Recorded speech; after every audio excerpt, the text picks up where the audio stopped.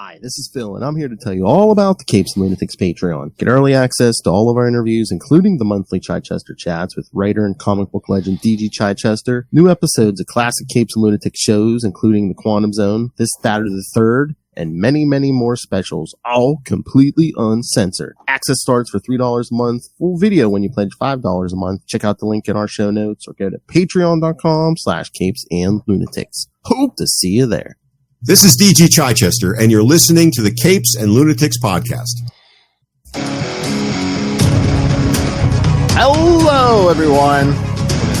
Hello, everyone. Welcome back to another month of the Chichester Chats. I am Phil, and she is Lilith, and, of course, the man of the hour every month. It is Mr. D. Chichester. I need that voice from your opening all the time, like just that kind of that echo effect and, you know, the resonant thing. Yeah, exactly. Like punching it out. So I could do that. I could always speak in my announcer voice. Hello, Phil. Hello, Lilith. Good to see you both. Nice to be back. Well, the best Casey Kasem. Love it. And let's go with America.40. All good.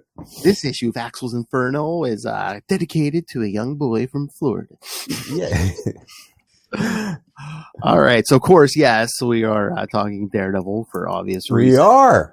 We are. Obvious reasons. Slave to the algorithm. What can we say? So, before we jump in, I guess we can get this out of the way. We wanted to ask your thoughts on the show because we've gotten the uncensored thoughts of Mr. Greg Wright. So, how do you feel about the show?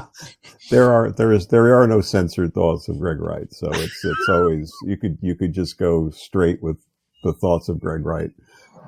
This will take up the whole show. You know, we can just go down this road since I'm, too, lazy and preoccupied to join you in your real time, things. That's not true. It's late at night. We totally understand. Because we're maniacs. We're maniacs.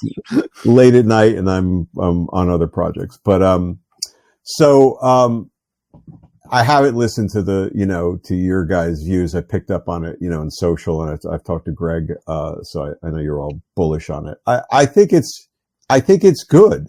It's a very solid show. I'm coming off it. I just did, I'm watching Reacher and I just did a binge watch of Andor, to catch up for that. So those are pretty tight shows. Those are really, really, really tight shows, Andor especially, but even Reacher, in my mind, in its totally expected, structure, is extraordinarily well done in the way it nails every moment. It sets it up, it pays off. It sets it up, it pays off. Born Again is, like I said, it's to me, it's very solid. The performances are top notch. You cannot get better chemistry. You cannot get better casting.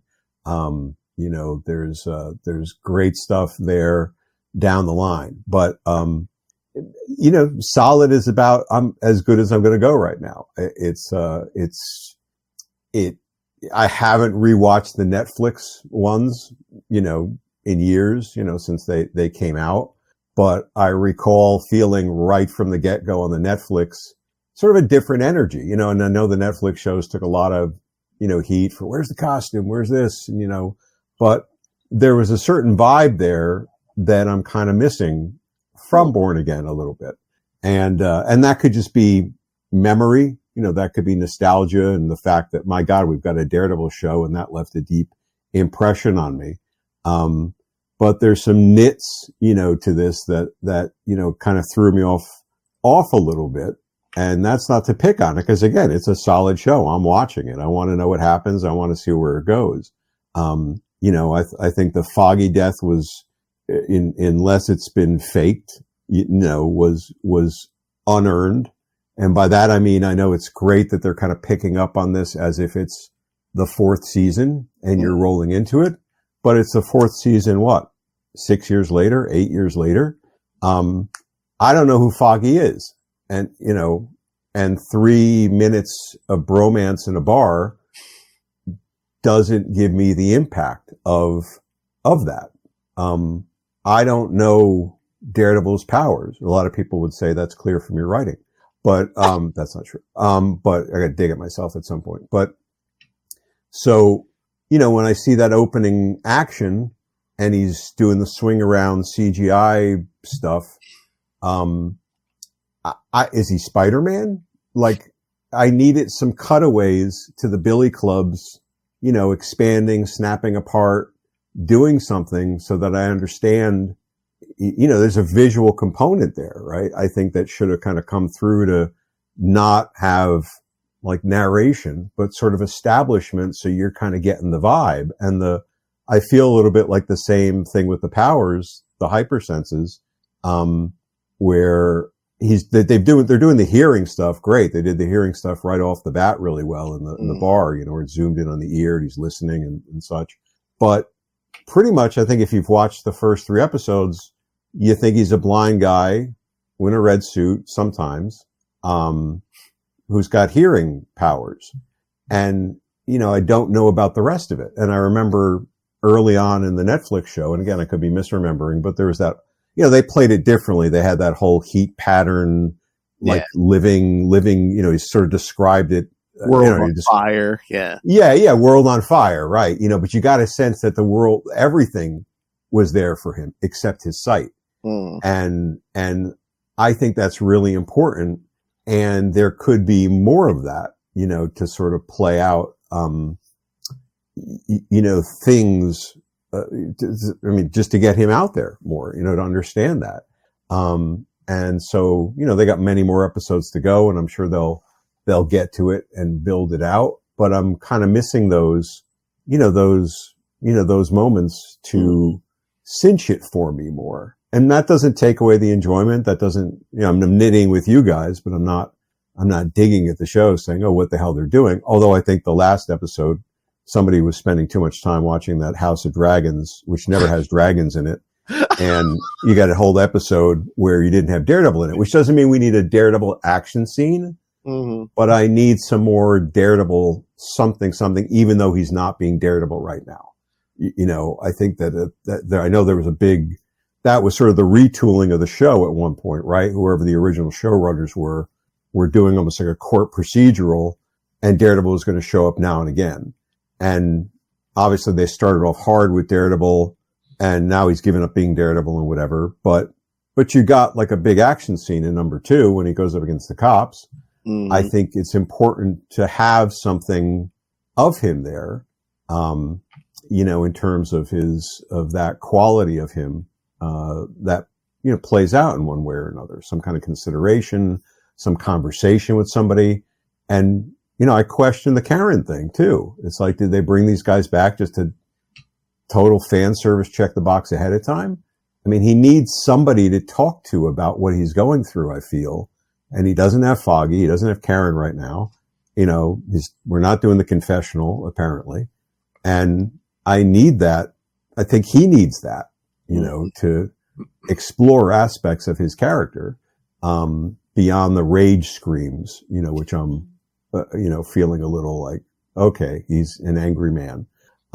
Something beyond rubbing that horn. Yeah, rubbing that horn, right. It's like, look, rubbing that horn. That's the euphemism that we're going to go with.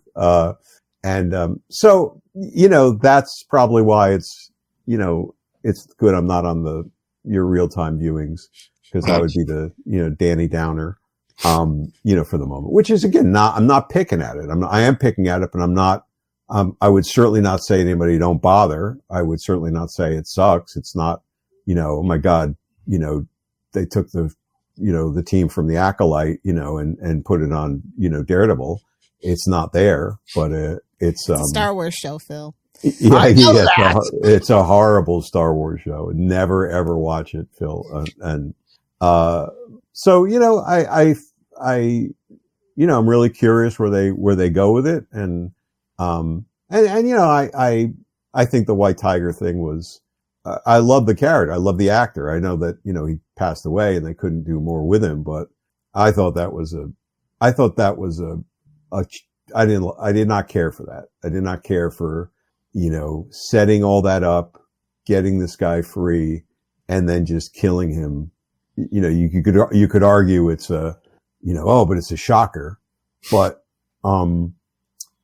it just felt like a huge, cheat, and cheat about what he was, and to cheat about what Matt accomplished, by actually being a decent lawyer for a change, where he usually is so distracted that Foggy's got to carry the burden. But Foggy's obviously not here right now. Yeah, because that's probably gonna be a whole plot device. Matt's guilt gets him back in the suit or whatever, right? Yeah, they'll there might be about that. Who knows? It's whatever's going to happen with the, what are they going to do with this Punisher? That obviously that was not the Punisher. It's Punisher wannabes. Does that drag him back in? Does Frank drag him back in? Maybe Frank does. We get them together again. That's great chemistry. That's a great dynamic. That rooftop scene, from the Netflix show, continues to stand out. Any of the scenes between them, Frank giving him shit, is could be trigger enough alone, to like go to the Daredevil cave or whatever he has and look at all his cows lined up and, and so, or what happens with Fisk's vigilante task force thing, does that become the impetus because more people like White Tiger are getting taken off the street? So, White Tiger or others presumably have been carrying the burden, while Daredevil's been out of the picture. If they're all being rounded up, or driven away, does that become, the thing, where are you, devil of Hell's Kitchen, and that kind of thing. So the little kid from the Superman trailer puts up a little Daredevil flag or something, and he draws them in. So, yeah. So, I'm admitting, jadedness again from kind of coming off, I think 2 top-notch shows, and that's where I went right into it. But I'm enjoying it, but I'm not feeling it yet. I think my biggest issue with the show is that Matt's not my favorite character like I thought he would be. Like, I find myself just wanting more Fisk. I love the girlfriend. So. Yeah, no, well, I mean, they're amazing performers, and Vincent D'Onofrio's take on it is top notch, and inherently Murdoch is not a likable character. Yes. I think that's true throughout everything. Matt's a very flawed character. He's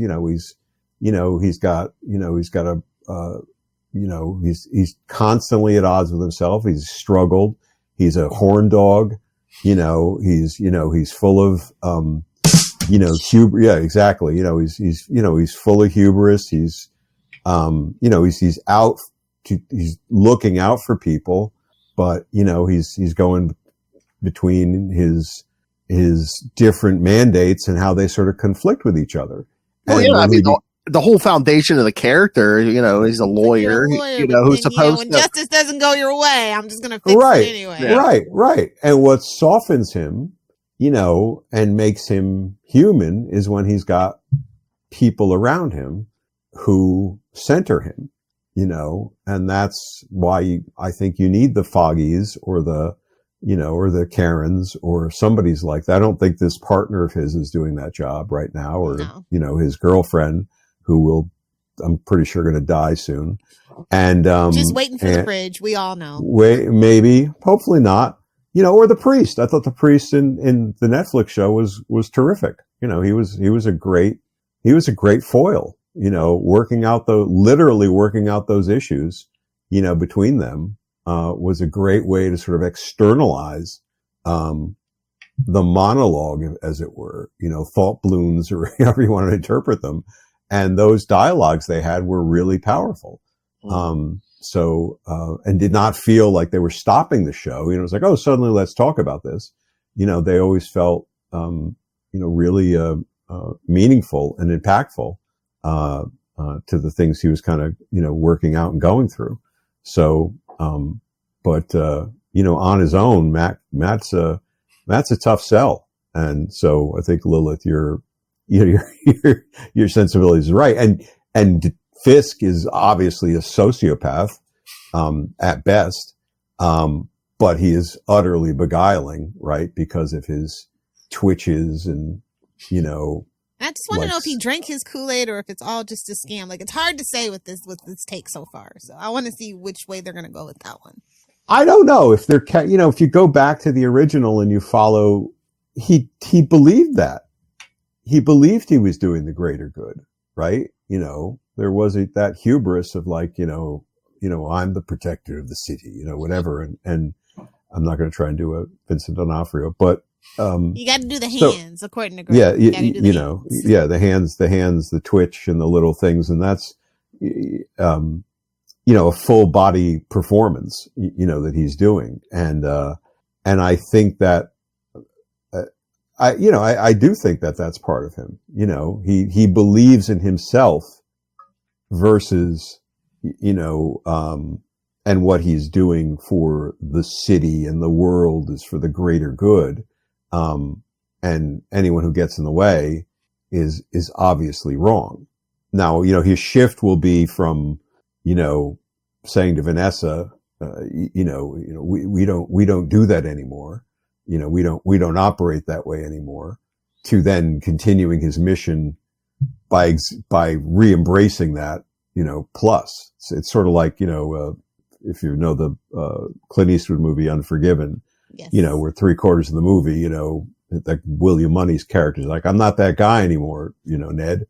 I'm not that guy anymore, Ned. It's like, the lady doth protest too much. Exactly. I don't do that no more. Ain't you the William Money from, Missouri who kills women and children, but yeah, I mean, it's bulletproof on the characters, and bulletproof on the performances. And again, structurally, there's, it's not a train wreck. It's not an acolyte, which is a train wreck. I'll pick on that all day. Horrible construct. But, there's just some, I think, shows that, do incredibly great jobs of setting up, paying off. And I don't feel this has quite found its rhythm, yet in that way. But what do you got? Season 2, so even if they don't quite nail it, I think by the second season, most shows kind of know where they want to go with it. Right, but it's a little hard making a Disney Plus show, especially at the rating level too. So I think that's just like finding the boundaries, what the audience is not going to complain about and what the audience will complain about, kind of thing. Because at the end of the day, it is Disney. I will disagree with that, Lilith, only because again, watching Andor again, it's a pitch perfect show. It's the Star Wars fans will complain louder than the Marvel fans. I will just say. They can do whatever they want, but but then, it's possible within that construct. I think there's a little bit of the Marvel bad news things, that presumption of going into it, knowing who Daredevil is and all the stuff at the beginning and like, look, we're doing fan service and you got what you want. You got more jumping around. You got some action. You got some rage. We brought Bullseye back. Are we ever going to see Bullseye again? Or was that it? I don't know. No, he's definitely coming back. Season finale. I hope so.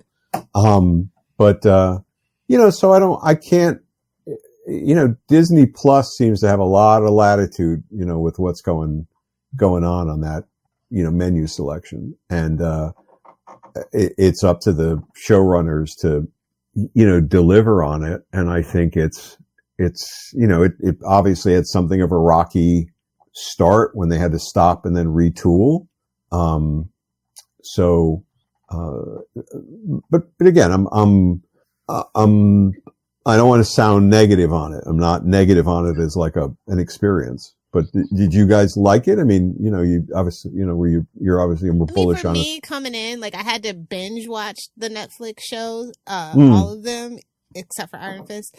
And I feel like if I hadn't done that, it would have been a disservice to myself. I feel like Marvel just assumes, like, especially like same thing kind of with like Captain America 4 too. It's like they just want you to have seen everything, and sometimes it's just not possible. So I feel I haven't met anybody who hasn't watched the Netflix show. Like everybody felt obligated to binge it. So I just want to know like what people who didn't see it, like you would miss out a lot. Like the it's there, but like the subtleties and the nuances of it all really won't hit you if you haven't. I think.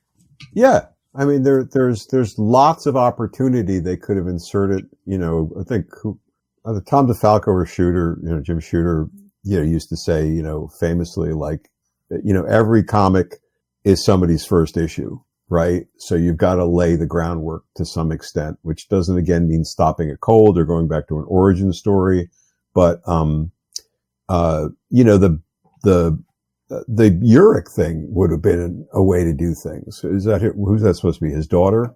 Niece? Right? I don't know. They haven't really defended, but I'm assuming it's niece. I think niece, right? I think Kingpin said it was her uncle. Okay. So that's a kind of a cool little, device they're doing. There could have just been a little thing about Daredevil, right? With news footage, and clips and whatever, and, found footage, type things that could have set up some parameters around them if they needed a little bit more groundwork, especially about, that he's missed, but that could have been a little laying out of what he represents, not his powers, obviously, because people don't know that, but I think there could have been, even with Karen in the hospital, some touch base on some of that. Anyway, what about you, Phil? How's it been? I like it. Again, I know it's not a perfect thing, but, no, I've been enjoying it. I'm hoping for more, actual Daredevil, Matt in costume, and because this last one was episode 3. We're only getting 9 episodes. We're a third of the way through, and he's put on the costume once. Right at the beginning. They ran to that. I also love that costume. I like the costume. Don't get me wrong, but it's like, I got to run away to take care of Bullseye, who's on the way. Where do you go to change into that? It's like, where's that thing stashed? He doesn't even have like a briefcase to carry it in. It's like you see clothes falling from the roof because he's like changing. Exactly. Hanging on to the Billy Club. Yeah. Exactly. That could be cool. But, so, it will be, if it's just carried on the performances, alone, it will, be successful, but it could be a bit more. Yeah. And, pay off, its beats, I think, better. And, hopefully that's the case as it kind of like finds the next things as they bring it in, and hopefully do not get too overwhelmed with some of these subplot-ish things. Mm-hmm. The Punisher stuff's going to be great just because of the chemistry between them. But you see it's already that subplot of whatever, the Magnum Force Punisher, wannabes. Mm-hmm. And how much is that going to dominate stuff? How much we're going to have to deal with that as like a distraction side thing. But maybe that's what pulls Daredevil back into it. And maybe we'll bring Karen back in, because those two had a lot of scenes like in the Netflix stuff. Yeah. They had great chemistry too. Yeah. So definitely maybe she's, coming back around, for that. That would be awesome. I mean, that would be really cool, because those characters were great. Everyone's jazzed they're here, and you just don't want it to have been that first episode. Like, yeah, they were in it. And now she's off to San Francisco. Yeah. Kind of. Goodbye. Yeah. All right. Let's get into the meat and potatoes. Yes. Let's talk some comics. Comic books. By a young writer back in the day. There they are. And speaking of the Punisher and Daredevil. What perfect timing, actually. My God. Look at that. Oh, yeah. Your first 2 issues of Daredevil. I believe, did you say you have like the pitch you actually still have the pitch Yes, I took your guys' suggestion, and so if you subscribe to my newsletter now, you get this the original series pitch, which won me the book, is the giveaway now. So if you subscribe to storymaze.substack.com, you get the original coffee stained Rico note scrolled across the cover, literal scan. One of the few things I actually had in hard copy that I could, maintain from back in the day somehow by some miracle. So, it's the pitch that won the day, and whoever else was up against it besides Greg, it's what got Ralph to call me back and say, "You got the book, boy." Yeah, like I'm always interested in that stuff, but especially after Greg said, yeah, he pitched for it too, and he said he had some similar themes, but he goes, I read Dan's, and he says Dan's was way better. So they're like, they made the right decision giving Dan the book. So yeah, and Greg's not going to say that, believe me, if hey man, he does not believe it. There's no yeah. I mean, it's nice having honest friends who won't kiss your, just kiss your butt for, they'll tell you the truth. Hello, Lilith. Exactly. But yeah, and again, you didn't start off slow. I mean, look at your first two issues. Literally Taskmaster. What a chef's kiss choice against Daredevil, and then Tombstone. I was just like, oh, this is so interesting. And the Punisher, yeah. Yeah, and you got the start of, oh, hey, Kingpin scheming something. Mm-hmm. It's this would have been, like, while Last Rites is technically, the Fall of the Kingpin story is technically, the 4 that lead up to 300. How was the count on that? 267, 297. 297. Yeah, I can't count. I got to do it. This was the setup for that, right? This is starting to kind of pull elements from that proposal and put them into work. So this is, this is hitting the ground hard. And this is also finding what I thought I wanted to do with the character. And you were clearing the rabble. Yeah. Well, I mean, it was to clear there exactly, but it's, there's and I knew that Lee was enthused about, going back to call it Daredevil basics. He'd been working with Anne, who's obviously a phenomenal writer.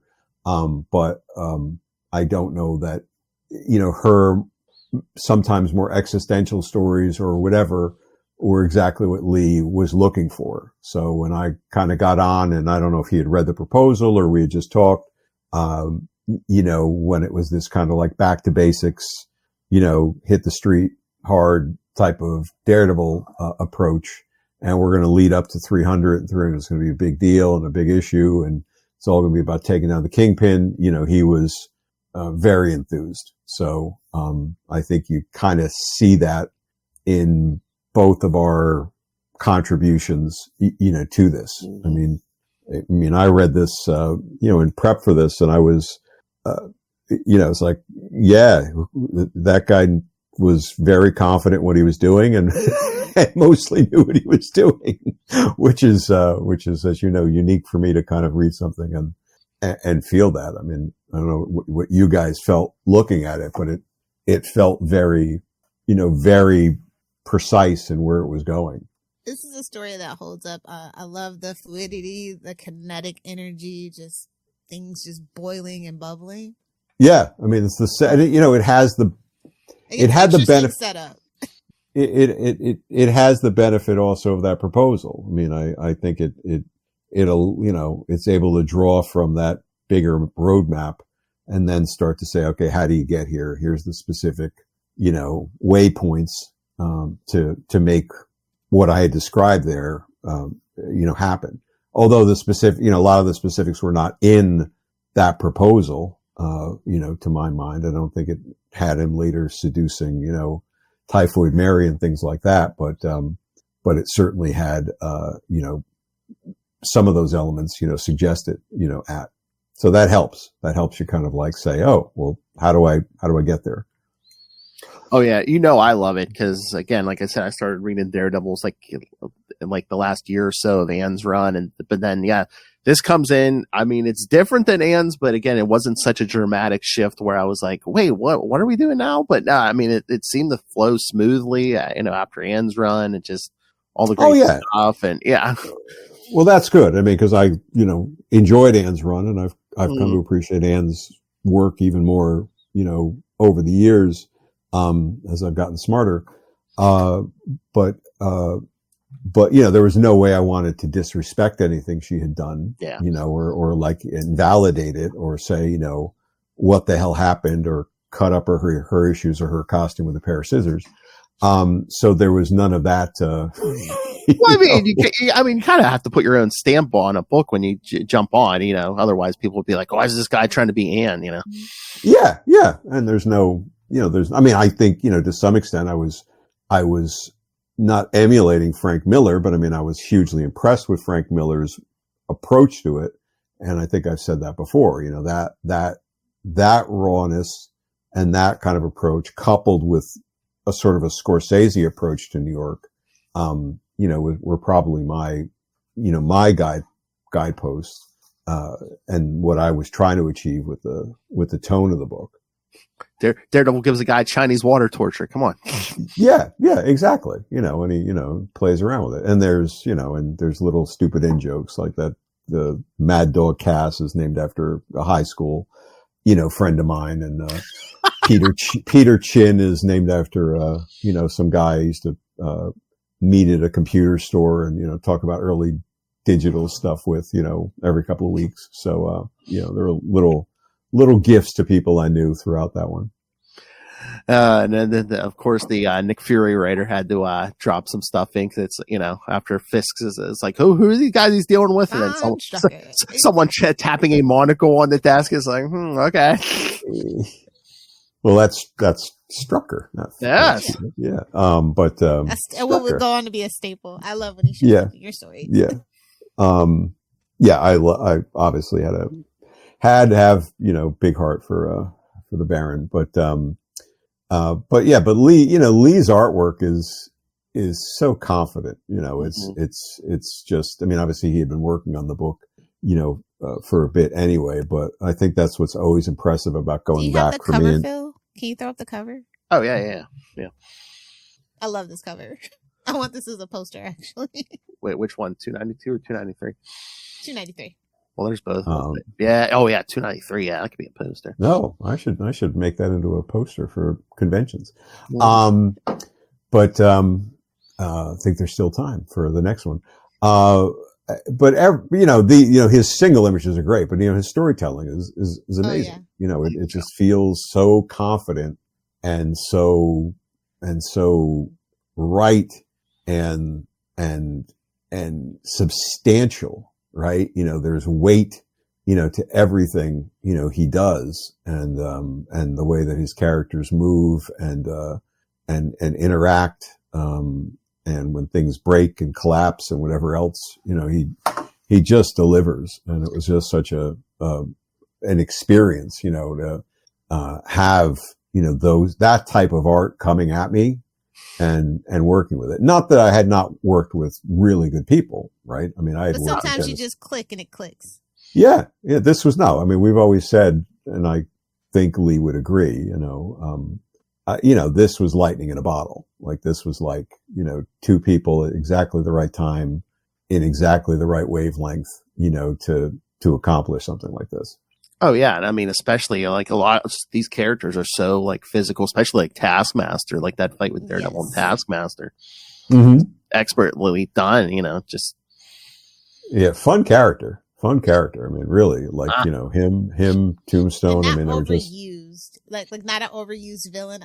Some people have like a tendency to like want to keep using the same villains over and over, but Taskmaster is very underutilized. So I did appreciate that choice.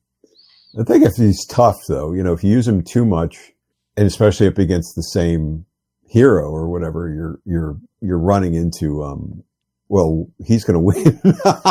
Yes. So it's tricky, to play it out, too much. It's not like he resets, between levels or between issues, he's still got that backlog, but I love rereading it and, the scene where he's actually bedridden, and, recovering from the injuries. I just love his attitude and, his whole vibe, and Matt sneaking into the hospital as like, a patient and a blind guy and stumbling around. To me, that was, I'd forgotten about that. And I like that. I guess I've always liked Matt as a manipulator and I don't know that that's always played up as much. But I think I always did to a certain extent. Mm-hmm. And, I like him. I like when he manipulates situations as much as, responds them. And this whole story is obviously about manipulation ultimately. And again, leading up to 300, it's like not only are, the Kingpin's going down, but it's, getting Matt's law license back. Cause again, I think people sometimes forget he hasn't been an actual lawyer since Frank Miller's, Born Again. Right. So the story was never pitched as a sequel to Born Again. But it was, it certainly was setting things right for Matt from the law point of view, and just setting things, making good on the threat was probably the primary thing. And the threat being, the constant storylines with Kingpin of like, cross the line and you're going down. And then he would cross the line again. And nobody would do anything to him. So, that starts to render stories ineffectual. And so, it's a small conceit, but it was a powerful one, to really, do it unequivocally and go all in. And clearly it was satisfying to, readers as well to kind of get that comeuppance in that way. And I think we discussed this before, but your love of Tombstone, because I'm trying to remember. Tombstone in a clown costume works for me. It's so funny because he's wearing the same suit. He doesn't change his suit. He just paints. Exactly. He just does the thing. Yeah, he could have been going to a Juggalo concert, I guess, and that would be an awesome story, Insane Clown Posse, in Tombstone. Yeah, I was trying to remember because I think you might be one of the, if not the first person to use Tombstone outside of a Spider-Man, because he had been basically just a Spider-Man villain before up till this point. I don't know. I mean, he's a great character. He's fun, and and I liked playing with that whole aspect of him. It's a little ham-fisted, but I think mostly it works. Where he just wants to belong to something. That's like an important component, which kind of elevates, him just being, a wicked badass, type of thing. So there's something, there's something a little, doesn't take away the horrific things he's done but it does give it a motivation, to it. Whereas Taskmaster's just having fun, as he admits. I don't give a shit, a booby-trapped pie. I love it. Yep. That just fits Tombstone for me. I'm sorry. It's always like he thinks out of the, he literally thinks outside of the box. So outside of the pie box, outside of the cream pie box. Oh my! I just like the whole circus, see in the middle of what is that, Grand Central Station? Grand Central. It happens bro, in New York, they will throw up a festival in any alley they can get their hands on. Yeah. On the 6th floor, you'll just see a Ferris wheel. It's so true. They throw it up anywhere. Yeah. I mean, they turned the space into, giant, Christmas, markets and, it's and that was one of the conceits of the proposal too, was to use more of New York, we use New York as character scenes, in places, neighborhoods. And ultimately I wouldn't do that as much afterwards, but, certainly settings like that, become strong places as opposed to just generic, rooftops or generic, lots or something like that. So that was, just a great thing. And you can see how well Lee captures, the sense of space and really puts you in it and gets the right angles on it. And of course that would become a huge part of 300 where we, tore up Port Authority. So, but yeah, it was a lot of fun. Outlandish, but like you said, Lilith, they almost do things like that. Yes. But yeah, I mean, the fight scenes are great in these, especially that scene, the Punisher's just sticking his gun barrel through the roof, just gonna want to get a gun down Tombstone, and Daredevil pulls him through, just the two of them falling, just right. It's a little bit, reckless. Daredevil, I guess, on Matt's part, to grab the gun where it can't really go anywhere except at him, hoping the roof's going to break in time. So I probably could have gone back in and, tweaked that a little bit where he sort of senses the stress fractures in the old, whatever that roof is made of, to know it's going to work or it's got to work, cause at some point, Frank's just going to pull the trigger and just say, enough, and, yeah, fanatic Frank, the station's probably full, but I'm just going to gun down Tombstone from the roof here. Right.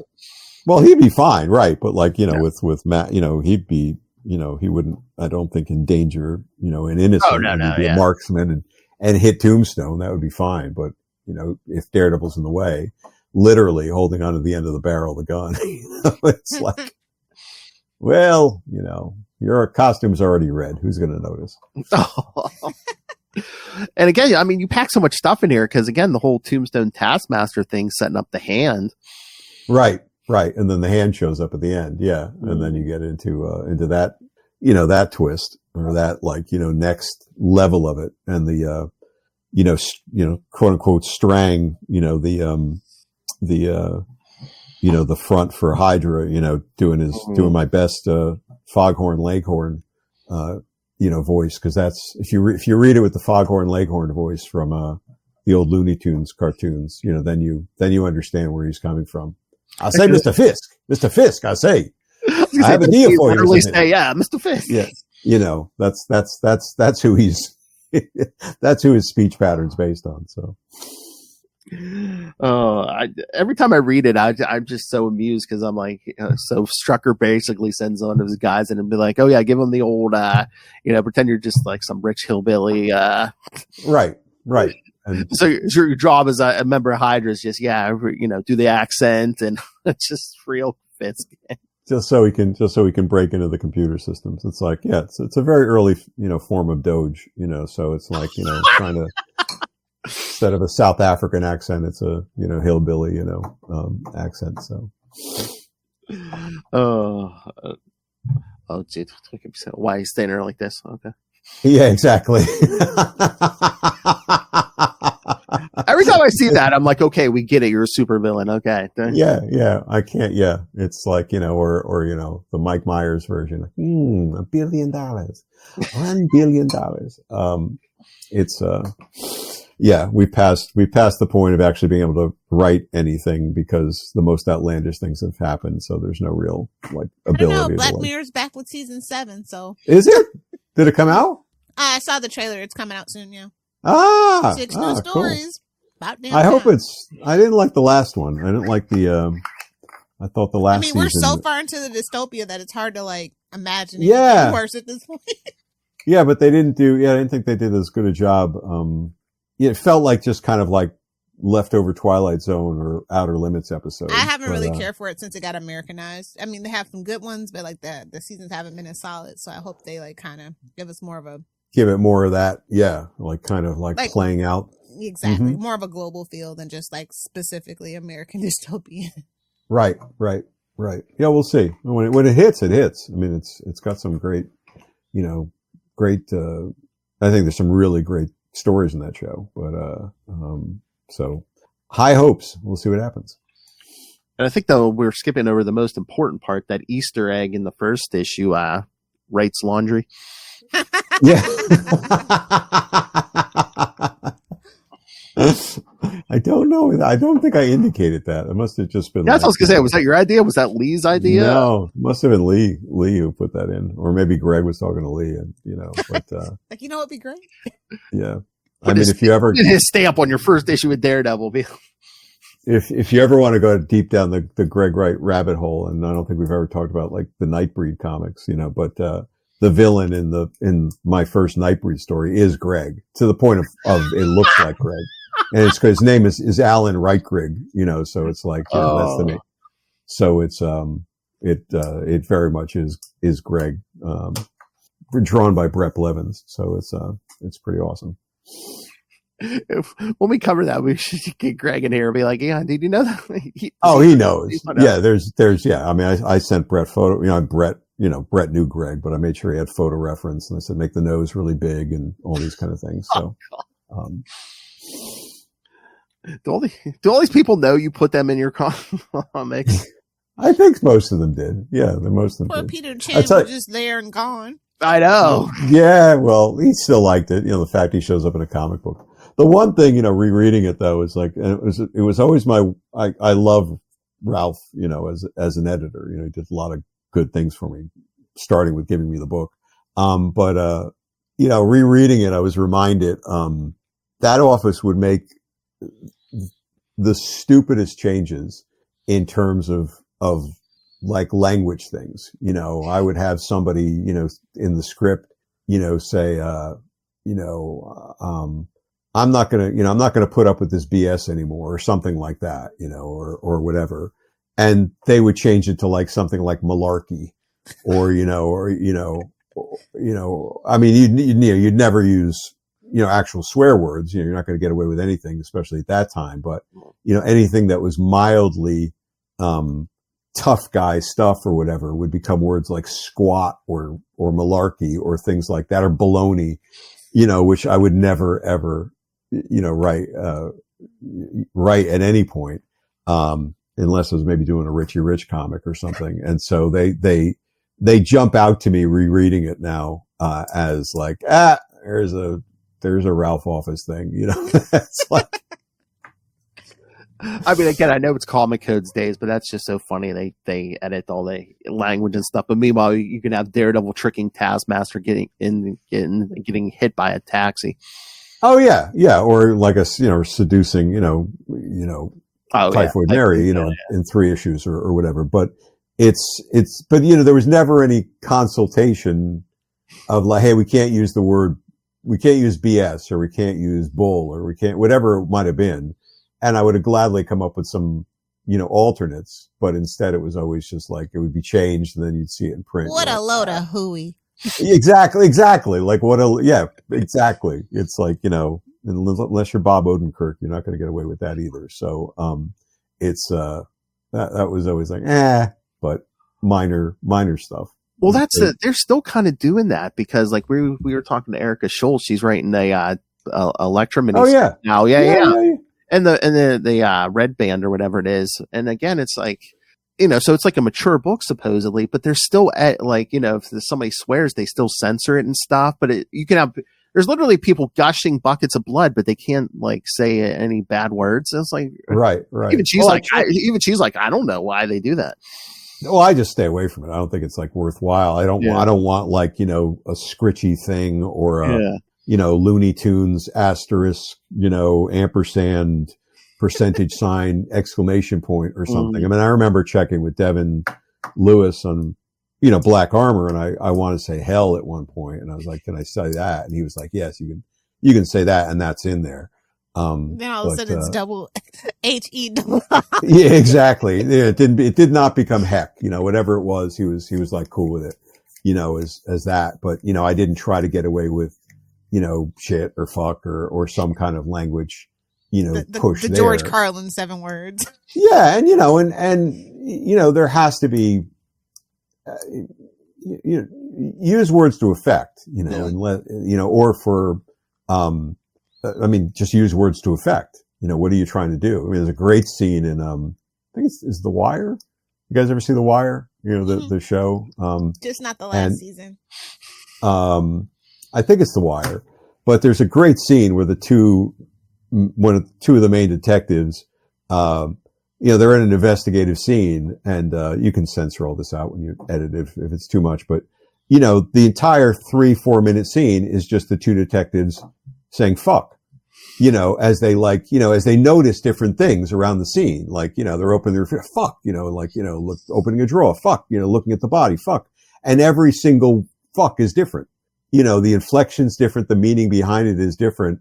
And it's just such it's poetry, right? It's a great use of the word. Or if you ever saw the show Deadwood, Al Swearingen. I love Deadwood. Although they couldn't use the historically accurate swear words because it was just like weird, but yeah. Exactly. They used it to great effect to your point. But right, Al Swearingen's, that character, that is sheer poetry, right? Like the use of the language there. But Ian McShane. Well, no, exactly, right? But that's, if you're going to use the words, have a meaning for them or use for them, versus just kind of saying them, which I'm sure Erica did, but I don't know what the rules are with the Red Band Max stuff is. So Well, just like all the pop culture, I swear it's like those American sensibilities, which are so weird. It's like, don't say a naughty word or don't show like a naked human body, but we can show people getting decapitated left and right and literally eviscerated. Yeah, dying in gruesome ways, but yeah, don't say a naughty word or show any nudity. Huh? Right. Yeah. Very, very, very strange sensibilities, depending on what goes with it. But here the most I had to worry about was malarkey and baloney and squat or whatever. But it's all. But no, I enjoyed going back and taking a tour on this one. This was it was a little bit. It's just so great though. Like every time I read these, I'm just like, oh man. Overall, thank you, Lilith. Yeah, no, I was a little worried, like going back and thinking, like, oh man, this is the first foray. I bet you there's a little bit of a stumble or something, but it really. No, you seem really inspired in this story. Like you knew where you wanted to go and you were getting there. I did. I did. I knew we were getting to 300 and we were off to the races and the timing wasn't, there was no luxury timing. There was not like a big buffer of like a bunch of Ann issues we're going to run. Mm-hmm. And, maybe there was one or, if that, like we were right on the schedule. So we had to get moving, fast as I recall. Yeah, that was going to be my question. Like, how long between the time you pitched to the time you knew you had it and you had to start working? How was it a big lead time or no? No, there was no lead time. I pitched it in, Steve Bucelato, I think I've mentioned this before, was the guy who called me at Thanksgiving and said, Ann's leaving the book, you should pitch it. And I was like, I'm not ready for a real hero character. So I pitched it, around Thanksgiving and I'm pretty sure I heard back from Ralph by late December at the latest. And it was just go. Like there was no like, okay, you'll start in April or something like that. It was like, you're on, go.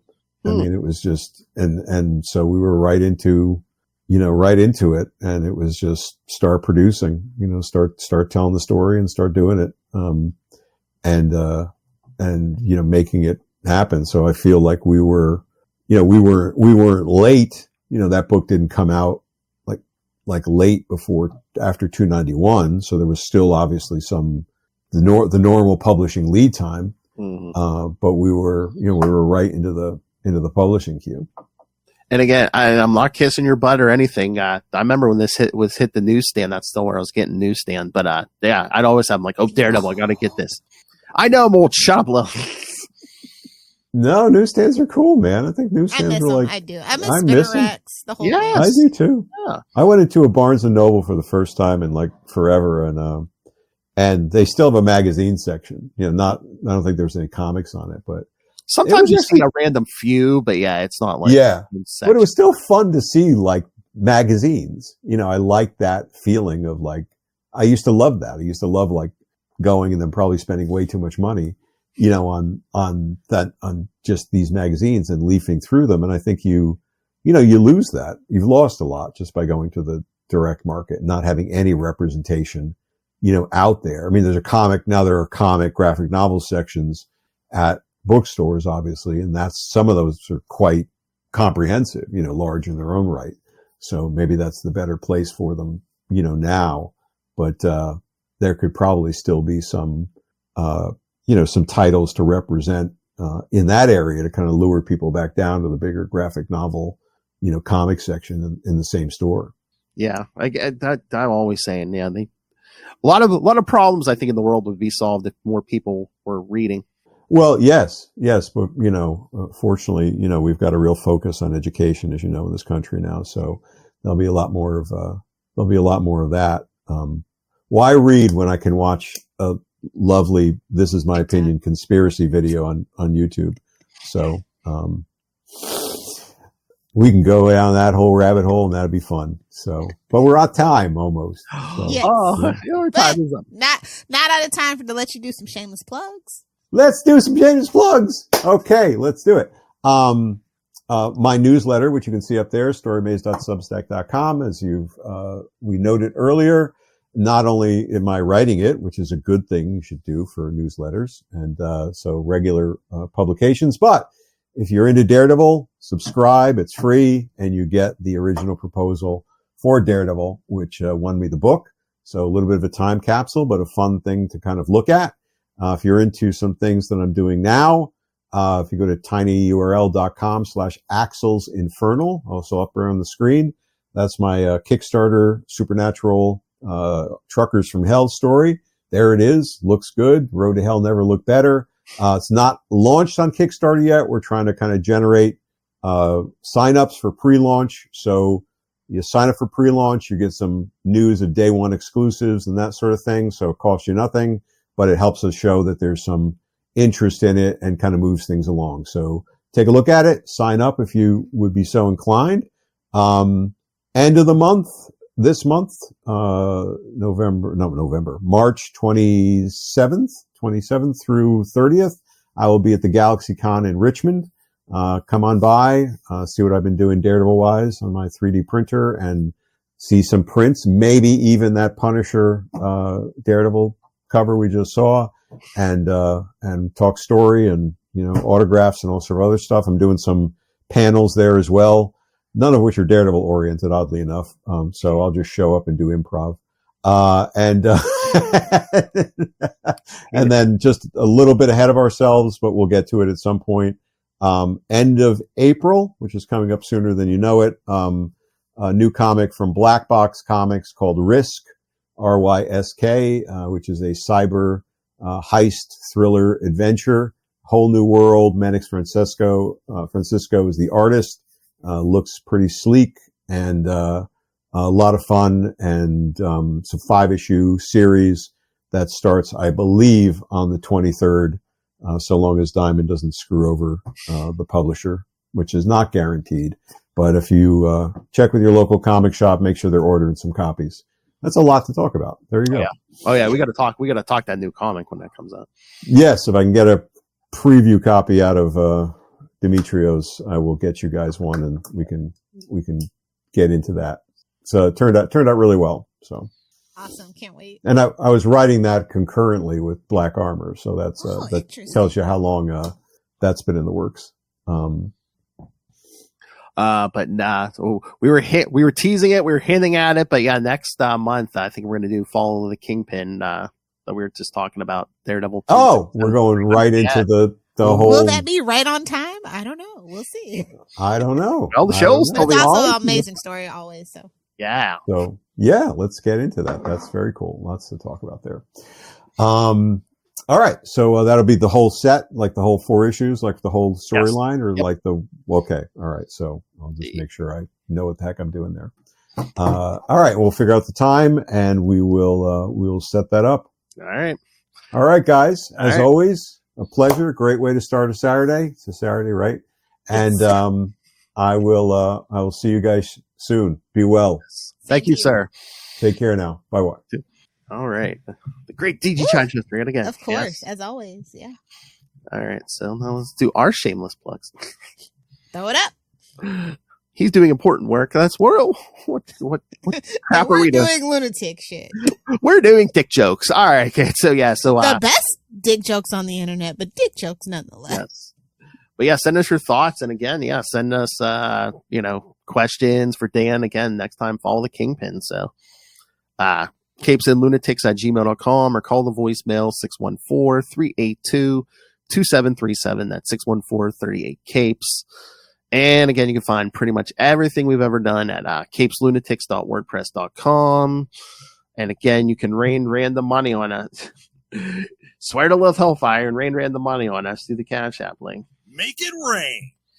And of course, our Patreon, where again, you get exclusive, uncensored content every month. And when you subscribe, you can request topics for us to discuss. So yeah, tell us what to do at patreon.com/CapesandLunatics. And Dan Chichester is not the only one making a con appearance. Lilith, where are you appearing?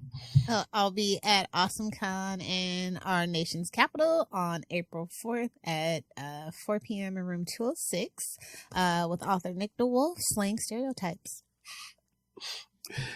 And also ask questions like, you could ask Capes and Lunatics questions like, is Phil as insufferable as he seems?